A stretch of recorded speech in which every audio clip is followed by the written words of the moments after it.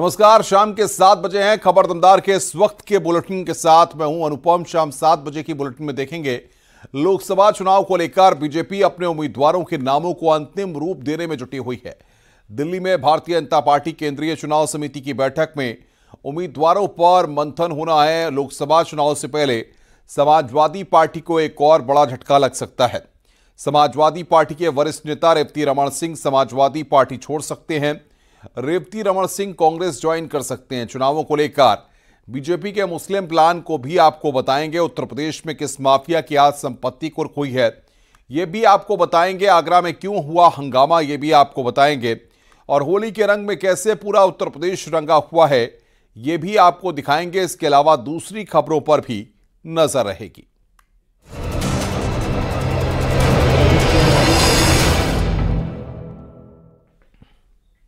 लोकसभा चुनाव को लेकर भारतीय जनता पार्टी अपने उम्मीदवारों के नामों को अंतिम रूप देने में जुटी है। दिल्ली में कुछ देर में बीजेपी केंद्रीय चुनाव समिति की बैठक शुरू होगी।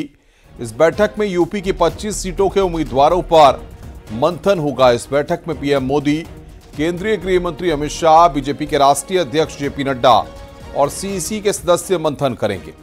मुख्यमंत्री योगी आदित्यनाथ बैठक में शामिल होने के लिए दिल्ली पहुंच गए हैं। उत्तर प्रदेश की मेरठ, प्रयागराज, गाजियाबाद, रायबरेली, कैसरगंज, पीलीभीत, सुल्तानपुर, सहारनपुर, देवरिया, बलिया, कानपुर, गाजीपुर, बरेली, मैनपुरी, रायबरेली, सुल्तानपुर, सहारनपुर, गाजीपुर, तमाम सी कुछ देर में बीजेपी की सीईसी की बैठक। और सीधे हम रुख करेंगे पवन गौड़ का, जो ग्राउंड जीरो पर हैं और आज की सीईसी पर बड़ी बारीकी से नजर रखे हुए हैं। पवन, बताइए, तमाम उत्तर प्रदेश के लोग इस इंतजार में हैं कि बाकी बची सीटों पर भारतीय जनता पार्टी के प्रत्याशियों का कब तक ऐलान होने जा रहा है और सीईसी की बैठक में किन किन मुद्दों पर आज चर्चा होने वाली है और क्या यह लिस्ट आज ही जारी हो सकती है, बताइए जरा। देखिए अनुपम, जो लोग इंतजार कर रहे हैं उनका इंतजार अब बस खत्म होने वाला है, चूंकि आज बीजेपी केंद्रीय चुनाव समिति की बैठक है और उसमें बीजेपी के जो उत्तर प्रदेश के 25 जो सीटें हैं उस पर अपने उम्मीदवारों के नाम पर फाइनल मोहर लगा देगी। थोड़ी देर पहले उप मुख्यमंत्री ब्रजेश पाठक और बीजेपी यूपी अध्यक्ष भूपेंद्र चौधरी पहुंच चुके हैं। बस थोड़ी देर के अंदर मुख्यमंत्री योगी आदित्यनाथ भी बीजेपी दफ्तर पहुंच जाएंगे और उसके बाद में तकरीबन 8 बजे के आसपास प्रधानमंत्री नरेंद्र मोदी बीजेपी मुख्यालय पहुंचेंगे और केंद्रीय चुनाव समिति की बैठक शुरू हो जाएगी। अगर जहां तक बात करें तो आपने देखा होगा कि लगातार जो है बीजेपी मंथनों का दौर चल रहा है। पिछले 2-3 दिन पहले बीजेपी कोर ग्रुप की बैठक हुई। कोर ग्रुप की बैठक में इन 25 सीटों के नामों पर मंथन लगातार किया गया। एक एक सीट पर बारीकी से चर्चा की गई, मंथन किया गया। उसके बाद में आज प्रधानमंत्री की अगुवाई में केंद्रीय चुनाव समिति की बैठक होगी। उसमें उत्तर प्रदेश की कई सारी हाई प्रोफाइल सीटें हैं, चाहे वो गाजियाबाद से जनरल वीके सिंह की बात करें, केंद्रीय मंत्री हैं।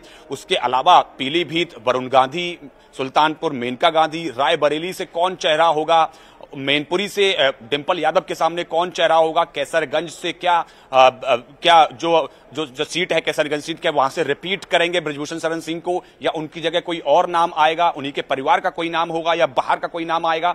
इन सब जो कयास लगातार पिछले कुछ दिनों से लगाए जा रहे हैं उन कयासों पर आज विराम लग जाएगा, चूंकि आज बीजेपी केंद्रीय चुनाव समिति की बैठक में फाइनल जो लिस्ट तैयार होगी उस पर मोहर लगा दी जाएगी। उसके बाद में तकरीबन 1 से 2 दिन के अंदर के बाद आज देर रात तक लिस्ट जारी होने की कोई संभावना है। और दूसरी महत्वपूर्ण बात जो लगातार पिछले कई दिनों से चर्चाओं में है कि 2 फैक्टर यहां पर चल रहे हैं कि आखिर प्रत्याशियों के नामों में ऐलान में जो देरी हो रही है ये इसलिए है कि कई सांसदों का ग्राउंड पर जो विरोध है या उनके टिकट कट सकते हैं इसको लेकर के, या फिर अगर देरी से उनको प्रत्याशी घोषित किया जाएगा तो उनका उतना विरोध वहां पर नहीं हो पाए।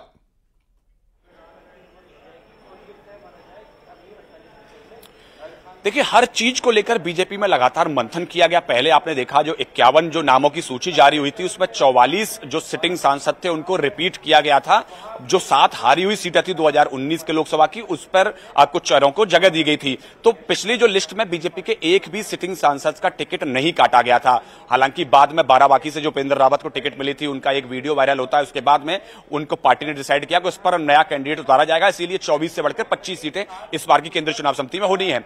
लेकिन एक एक सीट पर उसके बाद में फिर से जो कोर ग्रुप हुआ 25 सीटों के लिए, उसमें एक एक सीट पर फिर से मंथन किया गया, चाहे वो सिटिंग सांसद हो या उनके अलावा और कौन कौन नाम हो सकते हैं, क्षेत्रीय समीकरण क्या बन रहा है, जातीय समीकरण क्या बन रहा है, वर्तमान में जो सांसद हैं उसका रिपोर्ट कार्ड कैसा आया है, फीडबैक किस तरह से पार्टी कार्यकर्ताओं के द्वारा भेजा गया, जनता में फीडबैक क्या है, जो लगातार प्रधानमंत्री कार्यालय के पीएमओ जो ऐप है उसके द्वारा जो है किस तरह का फीडबैक वहां से मिला है, जो प्राइवेट एजेंसीज के थ्रू बीजेपी अपना सर्वे करवाती है उसका क्या फीडबैक रहा है, संघ का क्या सर्वे आया है, इन सभी विषयों को लेकर एक एक सीट पर एक एक नाम पर गहन मंथन किया गया। और यही कारण था जो पहली लिस्ट के बाद में इन नामों को घोषणा नहीं की गई, रोक दिया गया, कहीं ना कोई इक्वेशन में जो है वो फिट नहीं बैठ रहा था, या तो जातीय समीकरण में फिट नहीं बैठ रहा था, या जो वर्तमान जो सांसद है सिटिंग में उसका फीडबैक अच्छा नहीं आ रहा था, उसको बदलने की चर्चा थी।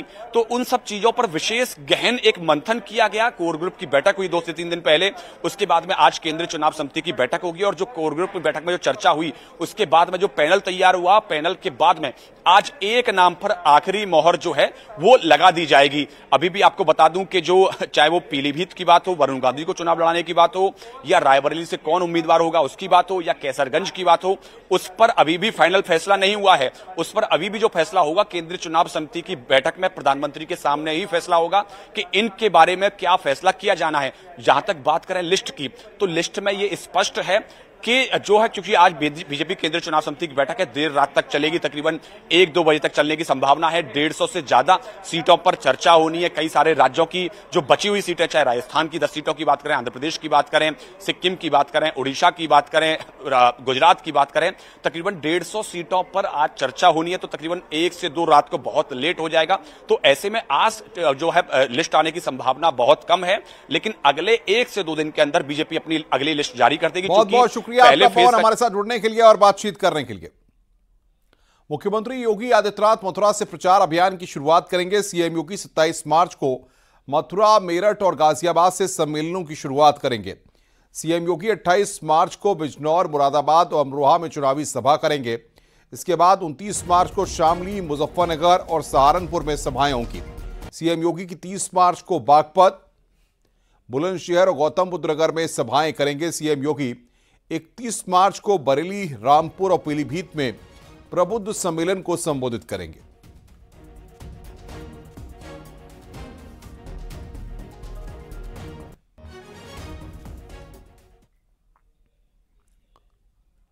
लोकसभा चुनाव में बीजेपी मुस्लिमों को साथ लाने के लिए खास रणनीति पर काम कर रही है। यूपी बीजेपी अल्पसंख्यक मोर्चा अध्यक्ष बासित अली का कहना है कि उत्तर प्रदेश में मुस्लिम बाहुल्य बूथों पर फर्जी वोटिंग रोकने के लिए मुस्लिम महिलाओं और पुरुषों को बीजेपी बूथ एजेंट बनाएगी। बासित अली का कहना है कि केंद्र और राज्य की योजनाओं से मुस्लिमों को खासा लाभ पहुंचा है। भारतीय जनता पार्टी के बूथ अध्यक्ष या भारतीय जनता पार्टी अब तक के चुनाव में अल्पसंख्यक बूथों पर विपरीत परिस्थितियों के कारण हारी थी। हम ऐसे बूथों पर बूथ अध्यक्ष और बूथ की कमेटी गठित कर, और जो शुक्रिया मोदी भाईजान, न दूरी है न खाई है, मोदी हमारा भाई है, ऐसा कहने वाले भाई और ऐसा मानने वाली बहनें, उनको बूथ अध्यक्ष बना करके, पोलिंग एजेंट बना करके चुनाव के दिन हम जो फर्जी मतदान होता है उसको रोकने का काम करेंगे। और सूत्रों के हवाले से बड़ी खबर है, कल अखिलेश यादव सीतापुर जेल में आजम खान से मुलाकात करने पहुंचे थे। मुलाकात के दौरान रामपुर सीट को लेकर हुई आजम और अखिलेश के बीच बातचीत।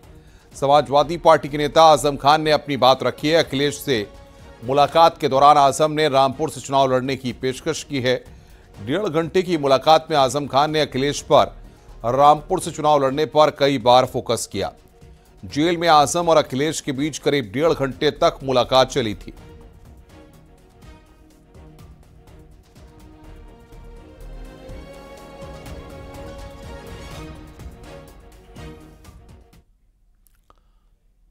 वहीं रामपुर से भारतीय जनता पार्टी के विधायक आकाश सक्सेना ने कहा है कि रामपुर से कोई चुनाव लड़े, जीतेगी भारतीय जनता पार्टी ही। हमें सिर्फ इतना पता है कि आजम के द्वारा किए गए कृत्य की वजह से आज जो उनको सज़ा जो हुई है, जिसमें आजम का बेटा और आजम की पत्नी दोषी करार होकर 7 वर्ष की सजा काट रहे हैं। हमें सिर्फ इतना पता है कि इन तीनों में से कोई भी कानूनी रूप से चुनाव नहीं लड़ सकता। और इसके अलावा भी समाजवादी पार्टी का कोई भी नेता यहाँ से चुनाव लड़े, भारतीय जनता पार्टी पूरी तरीके से चुनाव लड़ने के लिए तैयार है और यहाँ पर भारतीय जनता पार्टी जीतने जा रही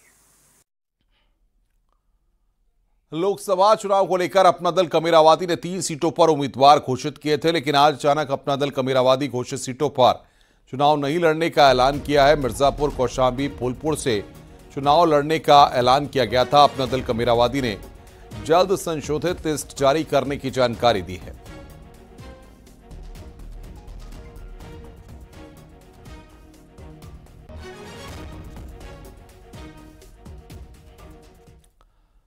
समाजवादी पार्टी को एक और बड़ा झटका लग सकता है और यह झटका उनके सहयोगी दल कांग्रेस से ही मिलने वाली है, क्योंकि समाजवादी पार्टी के वरिष्ठ नेता रेवती रमण सिंह समाजवादी पार्टी छोड़ सकते हैं। बेटे उज्जवल रमण को कांग्रेस के टिकट पर चुनाव लड़वाने के लिए समाजवादी पार्टी छोड़ सकते हैं। रेवती रमण सिंह अभी बीमार हैं और लखनऊ में एक अस्पताल में भर्ती हैं। वहीं उन्होंने कांग्रेस पार्टी के उत्तर प्रदेश के प्रभारी अविनाश पांडे और प्रदेश अध्यक्ष अजय राय से मुलाकात की है। मुलाकात की तस्वीर एक्स पर पोस्ट की गई है। रेवती रमण सिंह के बेटे उज्जवल रमण 3 बार विधायक और मुलायम सिंह यादव सरकार में मंत्री भी रह चुके हैं।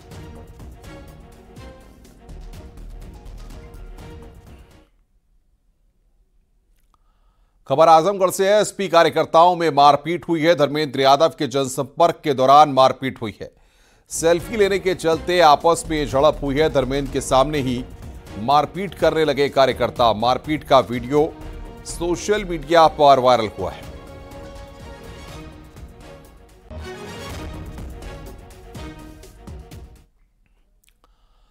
रायबरेली के ऊंचाहार से एसपी विधायक मनोज पांडे की सुरक्षा बढ़ा दी गई है।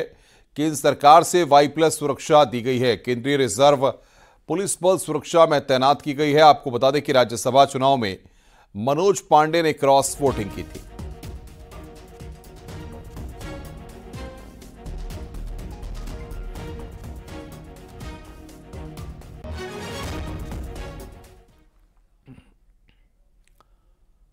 बीएसपी ने श्रावस्ती से पार्टी के सांसद राम शिरोमणि वर्मा को निष्कासित कर दिया है। अनुशासनहीनता की वजह से सांसद राम शिरोमणि वर्मा को पार्टी से निष्कासित किया गया है। उनके भाई राम सुरेश वर्मा, पूर्व प्रत्याशी नगर पालिका अकबरपुर, को भी पार्टी से निकाल दिया गया है। जिला इकाई ने पार्टी से निष्कासित करने का फैसला लिया है। बीएसपी जिला अध्यक्ष सुनील सावंत ने निष्कासन का पत्र जारी किया है।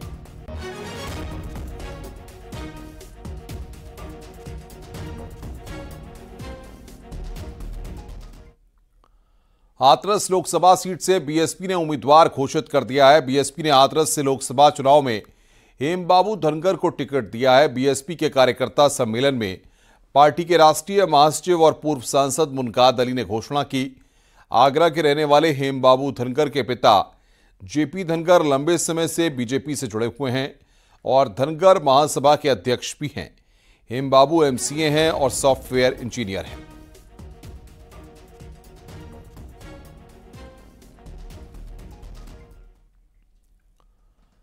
अमरोहा में पुलिस ने गैंगस्टर एक्ट के तहत 2 आरोपियों के खिलाफ कुर्की की कार्रवाई की गई। पुलिस ने कुल 4 मकानों को कुर्क किया है। दरअसल ये एक्शन छिद्दू और सत्तार के खिलाफ हुआ है। छिद्दू के 2 मकानों को कब्जे में लेकर बोर्ड लगा दिया गया। मकान की कीमत 40 लाख रुपए बताई जा रही है। इसके बाद सत्तार के 2 मकानों को कुर्क किया गया। दोनों मकानों की कीमत 25 लाख रुपए है। कुल 65 लाख रुपए की संपत्ति कुर्क की गई है। मामला थाना क्षेत्र के करमल्लीपुर गांव का है। जो अभियुक्त हैं छिद्दू पुत्र सुखे निवासी ग्राम करमल्लीपुर की लगभग 40 लाख के रुपए की जो है कुर्की की गई और दूसरे हैं एक अभियुक्त सत्तार पुत्र हफीज निवासी ग्राम करमल्लीपुर की, इनके भी जो है लगभग 25 लाख रुपए की जो है संपत्ति कुर्की। अमरोहा में जहां पुलिस का गैंगस्टर एक्ट के तहत एक्शन दिखा, तो फर्रुखाबाद में भी आज बड़ी कार्रवाई हुई है। अमरोहा में 2 आरोपियों के खिलाफ 65 लाख रुपए की संपत्ति कुर्क की गई। वहीं फर्रुखाबाद में बार एसोसिएशन के पूर्व महासचिव की 36 करोड़ 55 लाख रुपए की संपत्ति कुर्क की गई। 22/3/2024 को गांव करमल्लीपुर के 2 अभियुक्त। अमरोहा पुलिस ने गैंगस्टर और हिस्ट्री शीटर जैसे 12,000 से ज्यादा अपराधियों को चिन्हित किया है। अपर पुलिस अधीक्षक ने बताया कि लोकसभा चुनाव के मद्देनजर यह एक्शन लिया गया है। चुनाव के दौरान शांति व्यवस्था बनाए रखने के लिए पुलिस लगातार अभियान चलाए हुए है। ये हमारा एक बेसिक वर्क है, ग्राउंड लेवल वर्क है, जिसमें 5 साल और 10 साल जो अपराधियों का चिन्हीकरण होता है। ये पहले से भी डीजीपी महोदय के और शासन के निर्देश होते हैं, उन्हीं निर्देशों के अनुसार कार्य कर रहे हैं। और यहाँ पे एक एसओपी बना के इसमें काम किया गया है। इसमें एक उल्लेखनीय प्रगति हुई है और इसका रिजल्ट भी अच्छा आएगा।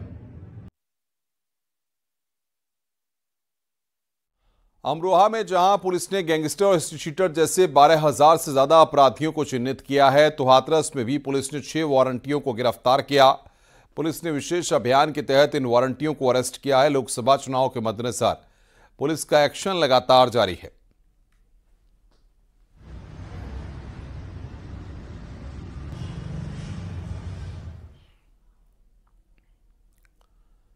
कन्नौज में शिक्षक पर 7 साल के छात्र को पीटने का गंभीर आरोप लगा है। घर पहुंचकर छात्र ने जब परिजनों को आपबीती बताई तो मामला सामने आया। छात्र के पिता ने शिक्षक के खिलाफ तहरीर दी है। पुलिस ने बच्चे को मेडिकल के लिए भेज कार्रवाई में लगी है। ठठिया थाना क्षेत्र अंतर्गत कोलेपुरवा गांव का ये पूरा मामला है। बच्चा मेरा गांव में मतलब कोलेपुरवा में स्कूल है सरकारी, तो उसी में मतलब पढ़ता था।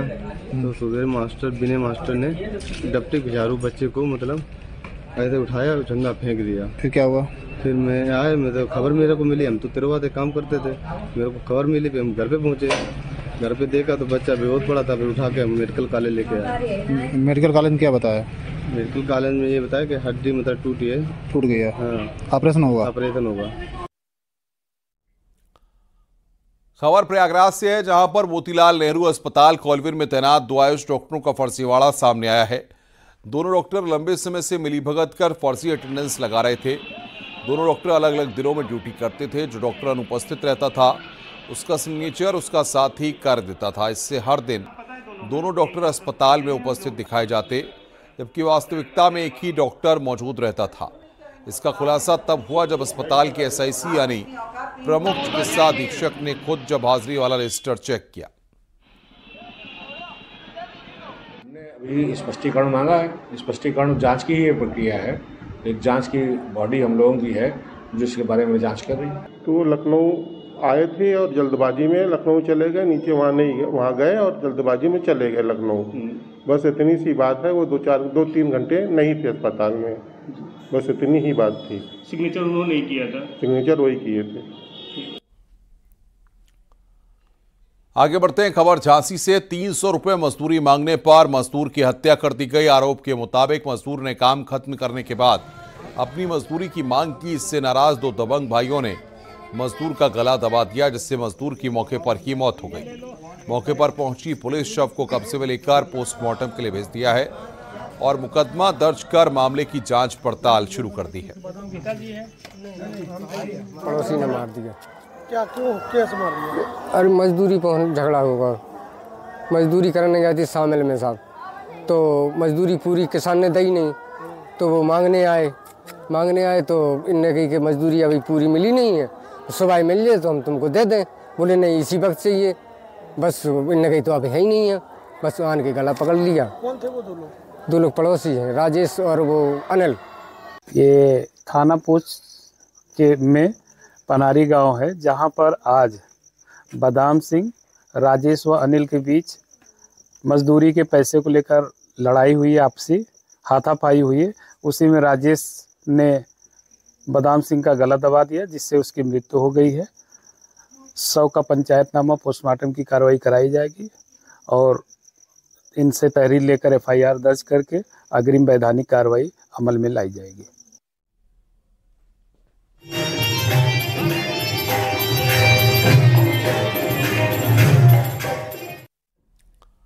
खबर वाराणसी से है। होली की खुमारी संतों पर भी देखी जा रही है। संत अपने मठों में अलग अलग प्रकार की होली खेल रहे हैं। तो वाराणसी के पातालपुरी मठ में संतों ने फूलों से होली खेली, साथ ही बिरज के गानों पर झूमते हुए नजर आए। रंग भरी एकादशी के दिन काशी में होली की शुरुआत हो जाती है और लोग होली के उत्साह के रंग में रंगे हुए नजर आ रहे हैं।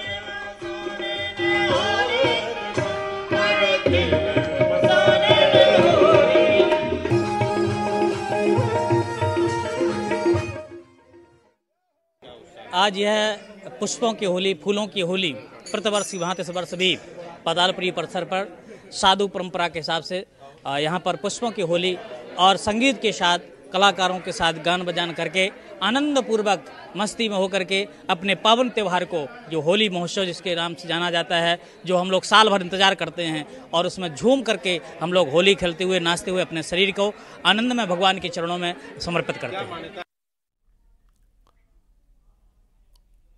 खबर मथुरा से है। आज मथुरा में बीजेपी सांसद और जानी मानी अभिनेत्री हेमा मालिनी ने जमकर होली खेली। हेमा मालिनी ने राधा कृष्ण के स्वरूपों के साथ जमकर फूलों की होली खेली।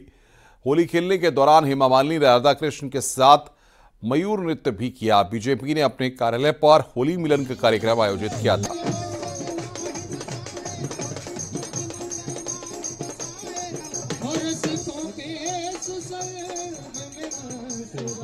सभी भारतीय जनता पार्टी के सभी नेता, कार्यकर्ता, वरिष्ठ लोग, सभी लोग आए हुए हैं। ऐसे एक समारोह में भाग लेते हुए मुझे बहुत ही खुशी हो रही है, क्योंकि होली एक ऐसा त्योहार है, प्यार और मिलन का है, और इस पे सब लोग मिल रहे हैं। और मुझे भी बहुत नृत्य भी करवाया, उसके लिए भी मैं बहुत बहुत धन्यवाद करती हूँ। आपने 400 पार का नारा दिया है आज होली मिलन उत्सव के दौरान। होली मिलन में हमने नारा लगाया 400 पार, जो मोदी जी का जो कहना है, उनका जो सपना है, उसको हम सब मिलकर पूरा करेंगे। पूरा देशवासी हमारे साथ है, हमारे प्रधानमंत्री जी के साथ हैं, और 400 पार तो होगा ही होगा 100%।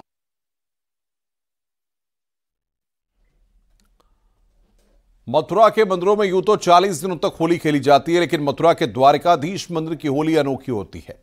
यहां भगवान हरे भरे बगीचे में बैठकर सोने चांदी की पिचकारी से अपने भक्तों के साथ होली खेलते हैं और भक्त भगवान की पिचकारी भरा रंग डालते हैं। द्वारिकाधीश मंदिर में होली रसिया गायन शुरू हो चुका है। भगवान कृष्ण का ये बाल स्वरूप है। यही कारण है कि भगवान को होली का आभास कराने के लिए यहाँ भगवान को राग भोग के साथ बाद रसिया सुनाकर होली के लिए तैयार किया जाता है। पहले चरण के चरणों में गुलाल का तिलक लगाया जाता है और फिर रसिया गायन शुरू होता है।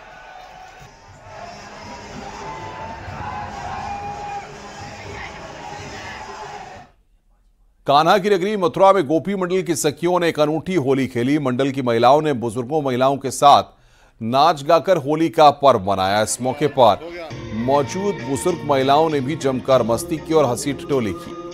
गोपिकाओं ने सबसे पहले कृष्ण स्वरूप को तैयार किया। उसके बाद उन्होंने कृष्ण के साथ फूलों की होली खेली और सभी ने कृष्ण को गुलाल लगाया।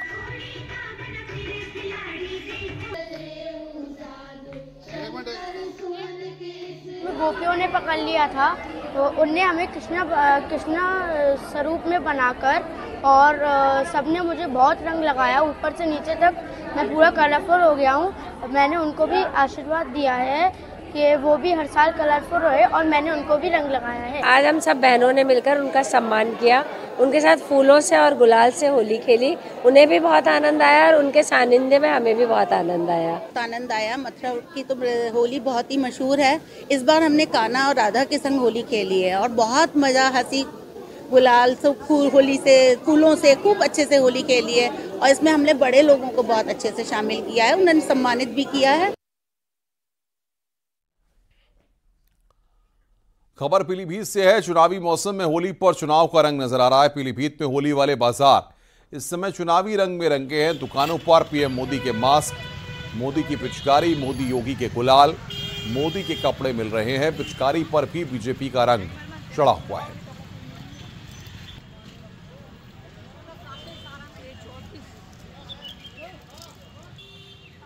देखिए, पहले तो पूरे जनता, पूरे देश को होली की शुभकामनाएं। आज होली बहुत करीब आ चुकी है। पूरा शहर होली के रंग में रंग गया है, और भगवा योगी और मोदी जो डिमांड कलर की आ रही है, भगवा कलर पूरे देश को डिमांड के रूप में ला रहा है।